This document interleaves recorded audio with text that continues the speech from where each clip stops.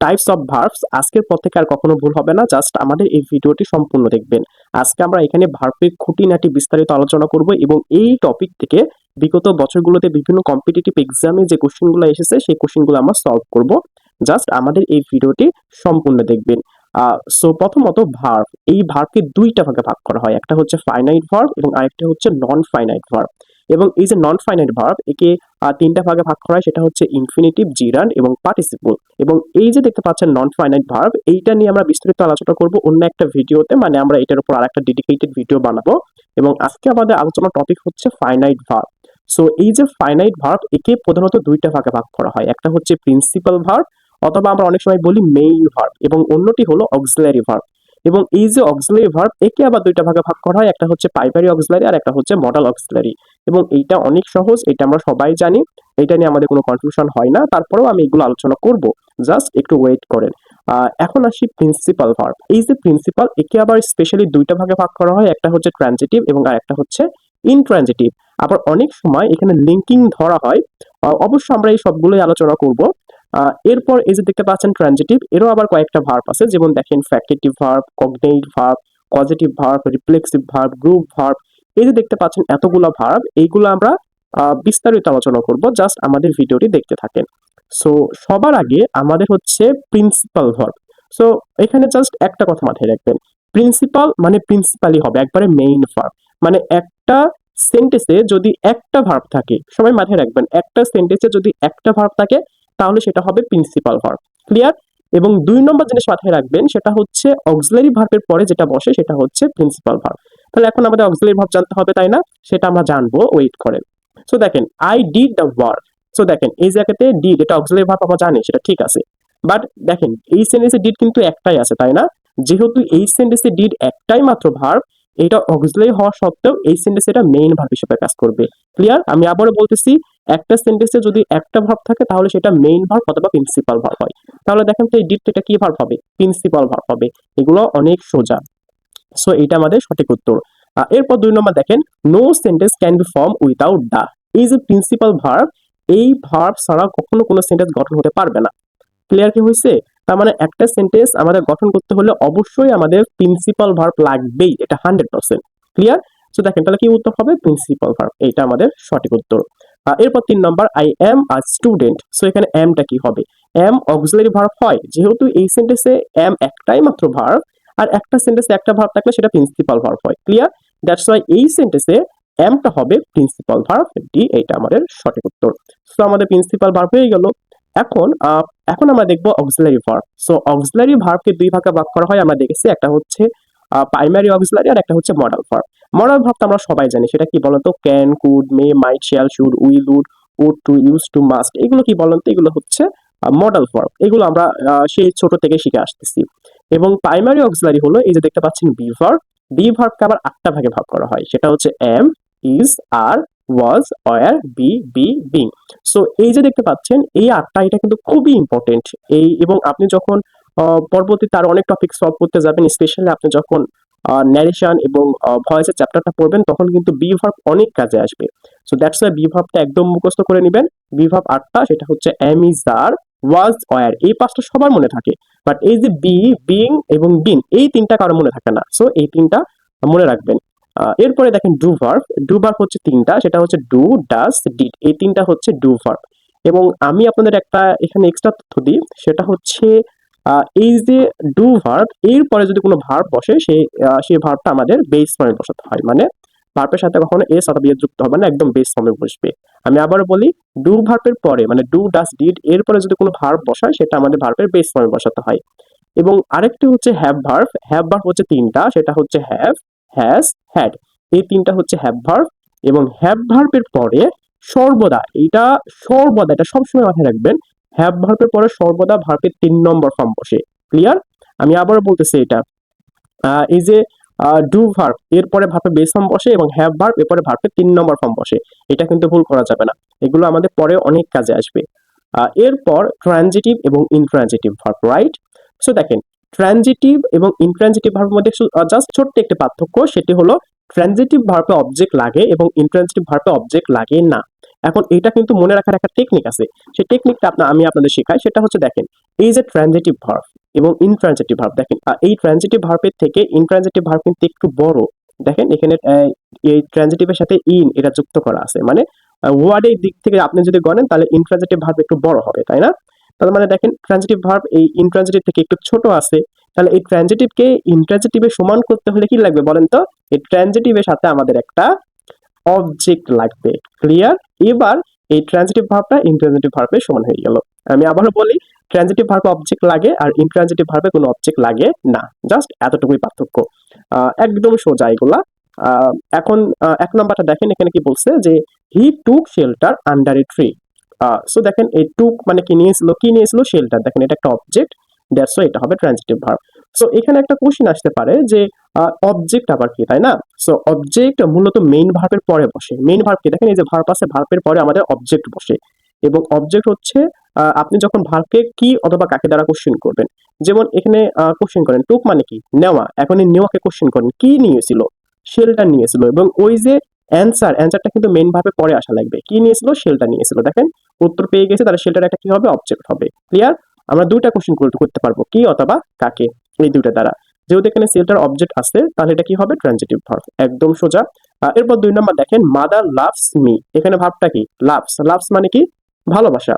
এখন কোশ্চেন করেন কি ভালোবাসে, আছে উত্তর নাই। বাট কোশ্চেন করেন কাকে ভালোবাসে, আমাকে। দেখেন কাকে দ্বারা উত্তর পাইছি।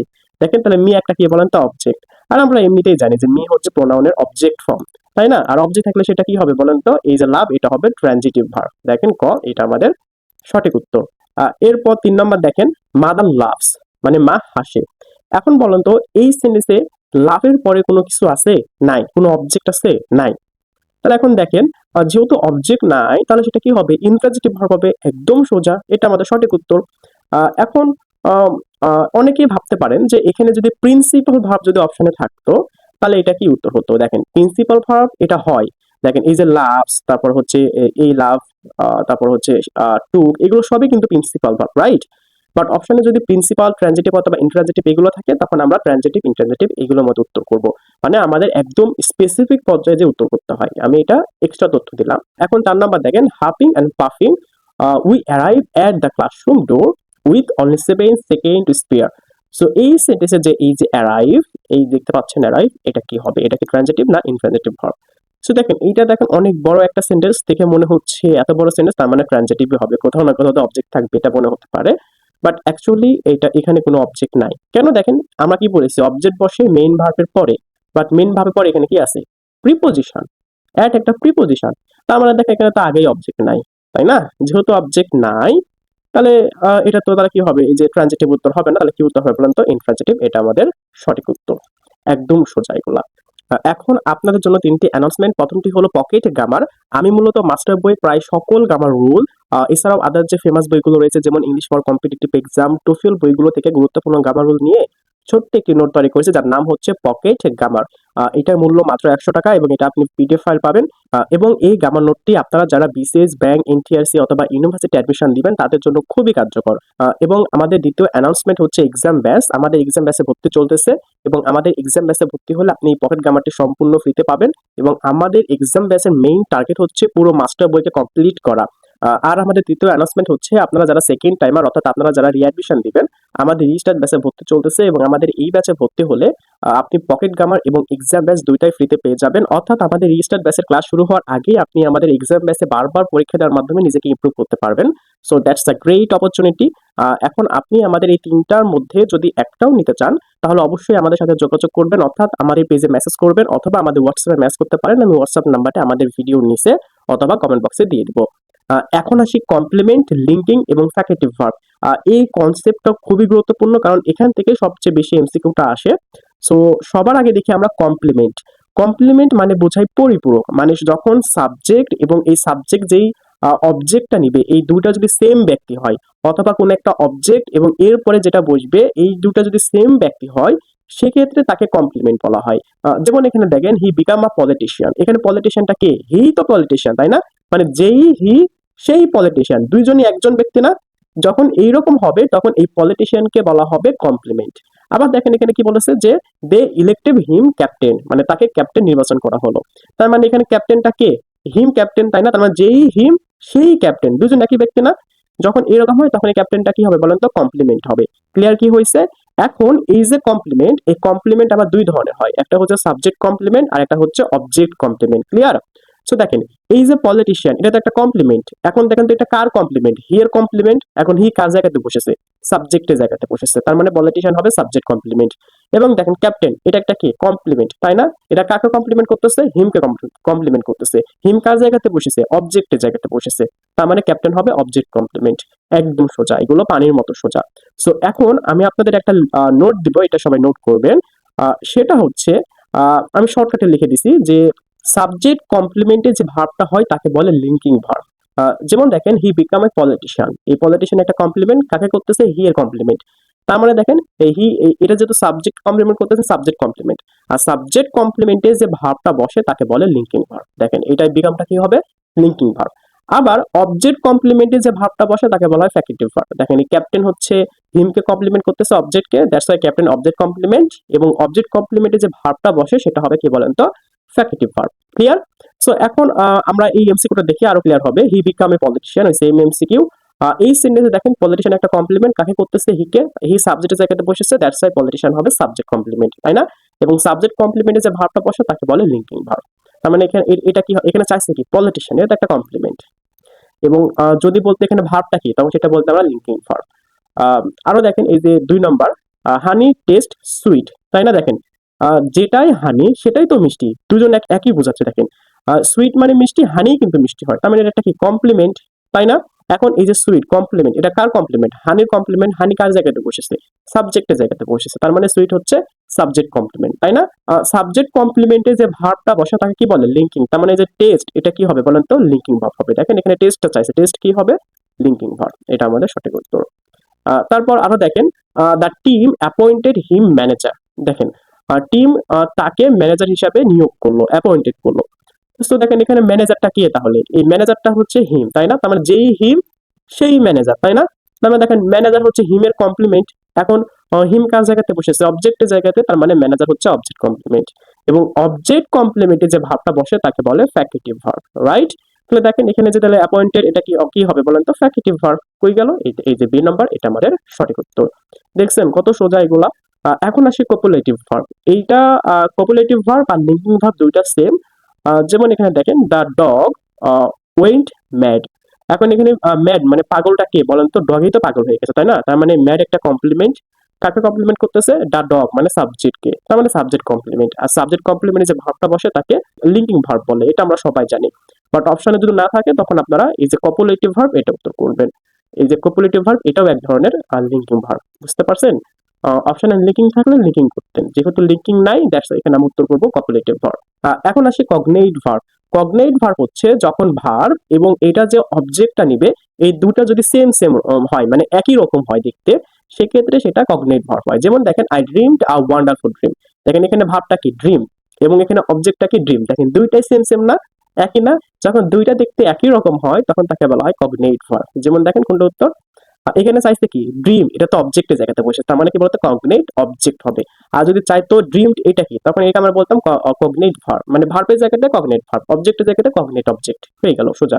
হি র্যান এ রেস, এখানে র্যানটা কি হবে, তাই না? সো দেখেন র্যান এবং রেস, দেখেন রেসেই তো দৌড়ানো হয়, তাই না? দেখেন দুইটা প্রায় সেম সেম হয়ে যাচ্ছে না? যখন এরকম হয় তখন তাকে বলা হয় কগনেট ভার্ব, তাই না? এখন এই যে দেখেন কি চাইছে? র্যান চাইছে, এটা ভার্বের জায়গায়, তার মানে কি বলেন তো? Cognate verb. কই গেল? এই যে এটা আমাদের সঠিক উত্তর। আর আমরা রেসকে কি বলতে পারি? কে বলতে পারি আমরা? Cognate object. একদম সোজা। এখন গ্রুপ ভার্ব, এটা খুবই সহজ।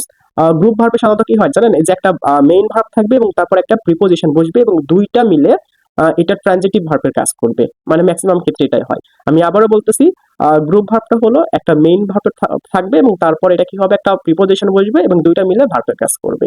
এরকম হলে তাকে বলা হয় গ্রুপ ভার্ব। এবং এর আরো অনেক কয়েকটা নাম আছে, যেমন আমরা একে বলতে পারি ফ্রেজাল ভার্ব, প্রিপোজিশনাল ভার্ব, এই আবার ইডিয়ম ভার্ব, অনেক এরকম কিছু বলা হয়, মানে ভার্বাল ইডিয়ম এটাও বলা হয়। সো এটার অনেকগুলো নাম আছে। সো মেইনলি আমরা গ্রুপ ভার্ব বলি। তাহলে টেক্সট সাবজেক্ট এটা কি হবে বলেন তো? গ্রুপ ভার্ব বা ভার্বাল ইডিয়ম। দেখছেন এই ভার্বাল ইডিয়ম দেওয়া আছে এখানে, ওই একই, মানে একটারই ডাবল ডাবল নাম। দেখেন জান ট্রান ডাউন, দেখেন একটা ভার্ব তারপরে কি বসেছে? এটা হচ্ছে একটা প্রিপোজিশন বসেছে, তাই না? সো দুইটা মিলে কি বলেন তো, দুইটা মিলে গ্রুপ ভার্ব। দেখেন অপশনে কি আছে, দেখেন ফ্রেজাল ভার্ব, দেখেন এটা আমাদের সঠিক উত্তর। মানে এই গ্রুপ ভার্বেরই অন্য অন্য নাম। এই যে ভার্বাল ইডিয়ম, ফ্রেজাল ভার্ব, ইডিও, তারপর হচ্ছে প্রিপোজিশনাল ভার্ব, গ্রুপ ভার্ব, এগুলো সব সব একই, মানে একটারই ডাবল ডাবল নাম। এখন আসে ইনকোয়েক্টিভ ভার্ব। এইটা সাধারণত পরীক্ষাতে আসে না, একবার এসেছিল চট্টগ্রাম বিশ্ববিদ্যালয়ে, দ্যাটস ওয়াই আমি দিয়েছি এটা। এমন এক ধরনের ভার্ব যেটা কোনো অবস্থার পরিবর্তন, সূচনা অথবা বিকাশ বোঝায়। যেমন একটা দেখেন যে হি বিকাম আর রিচ ওভারনাইট, দেখেন সে এক রাতের মধ্যে কি হয়ে গেল, বড়লোক হয়ে গেল। দেখেন এখানে বড়লোক হয়ে যাওয়া, এখানে পরিবর্তনের সূচনা বোঝাচ্ছে। আমি কি বললাম বলতো, যখন কোনো ভার্ব দ্বারা এই যে সূচনা বোঝাবে অথবা বিকাশ বোঝাবে বা পরিবর্তন বোঝাবে, তখন তাকে বলা হয় ইনকোয়েক্টিভ ভার্ব। দেখেন এখানে বোঝাচ্ছে সে এক রাতের মধ্যে বড়লোক হয়ে গেছে, পরিবর্তনের সূচনা দেখাচ্ছে, তার মানে এটা কি হবে, ইনকোয়েক্টিভ verb.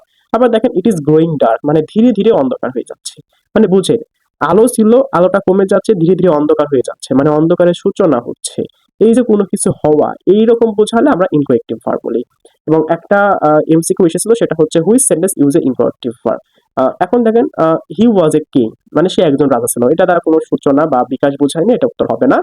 He it is dark, এটা অন্ধকার, এটাও হয় না। হি ইজ উইক, এটাও হয় না। দেখেন D number, it is going dark, মানে ধীরে ধীরে অন্ধকার হয়ে যাচ্ছে, সূচনা বোঝাচ্ছে। সো এটা আমাদের সঠিক উত্তর, এটা হচ্ছে ইনকোয়েক্টিভ ভার্ব। এরপর স্ট্যাটিভ ভার্ব। স্ট্যাটিভ ভার্ব হলো এমন একটা ভার্ব যা কোনো অবস্থা, অনুভূতি, ধারণা অথবা মালিকানা বোঝায়, কিন্তু বাহ্যিকভাবে কোনো অ্যাকশনকে বোঝায় না। মানে আমি সোজা ভাষায় বলি, স্ট্যাটিভ ভার্ব মানে তার ন্যাচারাল মিনিং দিবে, কিন্তু একে আপনি অ্যাকশনে নিয়ে আসতে পারবেন না, মানে একে কন্টিনিউয়াস করতে পারবেন না। যেমন দেখেন সি, আপনি এই সি তার নিজস্ব মিনিং দিবে, আমরা বলছি মানে দেখা, হিয়ার মানে শোনা, বাট এগুলোর সাথে আপনি কি করতে পারবেন না, আইএনজি যুক্ত করতে পারবেন না, মানে কন্টিনিউয়াস করতে পারবেন না। যেমন এরকম অনেকগুলো ভার্ব আছে, যেমন দেখেন see, hear, feels, smell, taste, love, like, hate, believe, forget, appear, to be, remain, have, own, weigh, belong, deserve. এগুলো হচ্ছে স্ট্যাটিক ভার্ব, এগুলোর সাথে কি হয় না বলেন তো, আইএনজি যুক্ত হয় না, মানে দেখেন কন্টিনিউয়াস করা যায় না। সো এটা মুখস্থ করে নেবেন, এটা অনেক কাজে আসবে। আমি বলতেছি তো, এটা মুখস্থ করে নেন, ঝামেলা শেষ। এরপর দেখেন semi modal verb. Semi modal verb হচ্ছে তিনটা, সেটা হচ্ছে নিড, দেয়ার, ইউজ টু। মানে এগুলো মডাল ভার্ব হিসেবেও কাজ করে, আবার হচ্ছে মেইন ভার্ব হিসেবেও কাজ করে, দুইটাই করতে পারে। এখানে বলছে which of the following R semi modal verb, এই যে নিড, দেয়ার, এখানে তো বললাম নিড, দেয়ার, এটা আমাদের সঠিক উত্তর। Karim need not think of a job, here need, মানে এই সেন্টেন্সে নিডটা কি হবে, সেটা কি মডাল ভার্ব না প্রিন্সিপাল ভার্ব? সো এখন এখানে বুঝেন, নিড, এটা পরে আমরা কি ইউজ করছি, নট, তারপর দেখেন আরেকটা ভার্ব নিয়েছি। দেখেন নিড যদি মেইন ভার্ব হতো, তাহলে তো আরেকটা ভার্ব নেওয়ার প্রয়োজন ছিল না। আর আরেকটা ভার্ব কে কে নাই, মডাল ভার্ব নাই। এই নিড এখানে মডাল ভার্ব, এই জন্য এখানে আরেকটা ভার্ব নেওয়া হয়েছে। আর এই জায়গাতে নিডটা কি হবে বলেন তো, মডাল ভার্ব। আমি এটা আরো বলি, একটা এক্সাম্পল দিয়ে, তাহলে আপনাদের ক্লিয়ার হয়ে যাবে। আই, অনেকে বলে না I need you, I need you, আমাকে তোমার প্রয়োজন, এটা আমরা অনেকে বলি, তাই না? সো আই নিড ইউ, এই সেন্টেন্সে দেখেন একটাই ভার্ব, এটা হচ্ছে আমাদের মেইন ভার্ব। ক্লিয়ার? আমি কিন্তু আগে বলে এসেছি। আর এই জায়গাতে দেখেন কি আছে, Karim need not think of you, এখানে দেখেন নিড, তারপরে নট ইউজ করছে, দেখেন মডাল ভার্বের মতো ইউজ হয়েছে, তারপর দেখেন আরেকটা ভার্ব নেওয়া হয়েছে। দ্যাটস ওয়াই নিড এখানে কি হবে, মডাল ভার্ব। আর আই নিড ইউ, এটা কি হবে বলেন তো, প্রিন্সিপাল ভার্ব বা মেইন ভার্ব। একদম সোজা। এরপর 3 নম্বর, which of the following can be used both as modal and main verb, মানে এখানে চারটা দেখতে পাচ্ছেন, কোনটা মেইন ভার্ব এবং মডাল ভার্ব দুটো হিসাবে কাজ করে। সেটা হচ্ছে দিয়ার, আমরা তো পড়ে এসেছি যে নিড, দিয়ার, এগুলো হচ্ছে সেমি মডাল ভার্ব, মানে দুইটাই হতে পারে। আমি আবারও দেখাচ্ছি, দেখেন নিড, দিয়ার, ইউজ টু, এই তিনটা, মানে এগুলো মডালও হতে পারে, আবার মেইন ভার্বও হতে পারে। এরপর পজিটিভ ভার্ব, এইটা পজিটিভ ভার্বের একদম বেসিকটা, আমাদের পজিটিভ ভার্বের উপর একটা ভিডিও আছে, সেটা দেখতে পারেন। এখানে জাস্ট আমি বেসিকটা বলতেছি, এটা একদমই নর্মাল, এটা আমি আরেকটা ভিডিও বানাবো অবশ্য, একটা ভিডিও আছে, আমি আরেকটা বানাবো। সো দেখেন পজিটিভ ভার্ব মূলত হচ্ছে সে নিজে কাজ না করে অন্যকে দ্বারা করানো। যেমন দেখেন ইট, ইট মানে কি, খাওয়া, আমি নিজে খাই। বাট ফিড মানে কি, খাওয়ানো, মানে আমি নিজে খাচ্ছি না, খাওয়ানো হচ্ছে, তাই না? সো এইরকম বুঝলে সেটা কি হয়, পজিটিভ ভার্ব। তারপরে দেখেন হচ্ছে আরো দেখেন, নো মানে কি, জানা, মানে আমি নিজে যেটা জানি। বাট ইনফর্ম মানে কি বলেন তো, জানানো, তাই না? তার মানে এটা নিজে না করে অন্যজন করাচ্ছে। সো এইগুলো হচ্ছে পজিটিভ ভার্ব, এই কয়েকটা আছে, এগুলো আপনি স্ক্রিনশট দিয়ে নেন, এগুলো একটু দেখে নেবেন, তাহলে না। এখন আসে রিফ্লেক্সিভ ভার্ব, এইটার নাম মনে হয় আপনারা শুনেন নাই, আমি একটু হালকা করে বলতেছি। সো রিফ্লেক্সিভ ভার্ব হলো এমন একটি ভার্ব যা নিজের ওপরই ক্রিয়ার প্রভাব ফেলে। মানে এত কিছু ভাবতে হবে না যে রিফ্লেক্সিভ ভার্বগুলো সাধারণত রিফ্লেক্সিভ প্রোনাউন নাই। তার মানে কি বলেন তো, মানে সে তার নিজের উপরই প্রভাব ফেলে। যেমন এখানে এক্সাম্পল দেখেন, হি হার্ট হিমসেলফ, মানে সে তার নিজেকেই হার্ট করেছে, আঘাত দিয়েছে। দেখেন মানে সোজা কথা অত কিছু ভাবতে হবে না। রিফ্লেক্সিভ ভার্বগুলো রিফ্লেক্সিভ প্রোনাউন নাই, যেমন এখানে হিমসেলফ আছে, সেলফ অথবা সেলফস এইগুলো থাকে। এইগুলো থাকলে আমাদের কি হয়, এই হার্টটা হবে রিফ্লেক্সিভ ভার্ব। যেমন দেখেন which of the following is a reflexive verb, দেখেন তো এই যে মাইসেলফ আছে, রিফ্লেক্সিভ প্রোনাউন আছে, তার মানে এই যে ইন্ট্রোডিউস, এটা হবে আমাদের রিফ্লেক্সিভ ভার্ব। এইগুলো সহজ। আর এখানে কি বলেছে, identify the reflexive verb in the sentence, এই সেন্টেন্সে আমাদের রিফ্লেক্সিভ ভার্বটা খুঁজে বের করতে হবে। দেখেন they blame themselves for the mistake, themselves আছে, ভার্ব কোনটা, এখানে ভার্ব মেইনলি খুঁজে বের করা লাগবে। দেখেন ব্লেম এটা ভার্ব, এটা হচ্ছে আমাদের রিফ্লেক্সিভ ভার্ব। দেখেন ব্লেম এটা আমাদের সঠিক উত্তর। দে একটা কি, দে তো হচ্ছে একটা সাবজেক্ট, মানে প্রোনাউনের জায়গাতে বসেছে প্রোনাউন। দেমসেলফ এটা কি বলতো, এটা হচ্ছে রিফ্লেক্সিভ প্রোনাউন। ফর একটা প্রিপোজিশন, দা একটা আর্টিকেল বা অ্যাডজেক্টিভ হিসেবে আমরা এখানে ধরতে পারি। মিস্টেক একটা কি বলেন তো, নাউন। এবং এখানে ভাবটা কি, ব্লেম। আমি এগুলো আরো বললাম। সো এখানে আমরা প্রায় সকল ভার্ব আমরা আলোচনা করলাম। যেমন দেখেন এখানে কতগুলো ভার্ব আমরা আলোচনা করলাম, আমি আবার প্রথমে যাচ্ছি। যেমন দেখেন টাইপস অফ ভার্ব, আমরা এই ফাইনাইট ভার্ব আলোচনা করলাম। একে দুই ভাগে ভাগ করা হয়, একটা হচ্ছে প্রিন্সিপাল, অক্সিলারি। আমরা অক্সিলারি ভার্ব দেখেছি দুইটা, একটা হচ্ছে প্রাইমারি, প্রাইমারি অক্সিলারি তিনটা। সেটা কি কি ছিল বলেন তো, বি ভার্ব, ডু ভার্ব এবং হ্যাভ ভার্ব পড়েছে কিন্তু। এবং আরেকটা হচ্ছে মডাল ভার্ব। মডাল ভার্ব কোনগুলো বলেন তো, মে, মাইট, ক্যান, কুড, শ্যাল, শুড, এগুলো আমরা সবাই জানি। প্রিন্সিপালকে আবার দুই ভাগে ভাগ করা হয়, ট্রানজিটিভ, ইনট্রানজিটিভ, আর একটা লিঙ্কিংও ধরা হয়। এগুলো আমরা আলোচনা করেছি কমপ্লিমেন্টের সাথে। তারপরে factitive, cognate, causative, reflexive, group verb আমরা প্রত্যেকটা আমরা আলোচনা করেছি। এবং এই টপিক থেকে যেগুলো পরীক্ষাতে কোশ্চেন এসেছিল সেগুলো আলোচনা করেছি। আমাদের ভিডিও যদি ভালো লাগে তাহলে অবশ্যই আমাদের ভিডিওতে লাইক করবেন এবং শেয়ার করে দিবেন। মানে আপনাদের কাছে আমার একটা রিকোয়েস্ট, আমাদের এই ভিডিওটি শেয়ার করবেন এবং আপনারা ডান লিখে কমেন্ট করবেন। এবং ডান লিখে কমেন্ট করলে আমি কি করবো, এই যে নন ফাইনাইট ভার্ব মানে জিরান এবং পার্টিসিপল, তো এই দুইটা নিয়ে আমি একটা বিস্তারিত একটা ক্লাস বানাবো। এটা যদি চান তাহলে অবশ্যই ডান লিখে কমেন্ট করবেন এবং আমাদের ভিডিওটি শেয়ার করতে ভুলবেন না। আল্লাহ হাফেজ।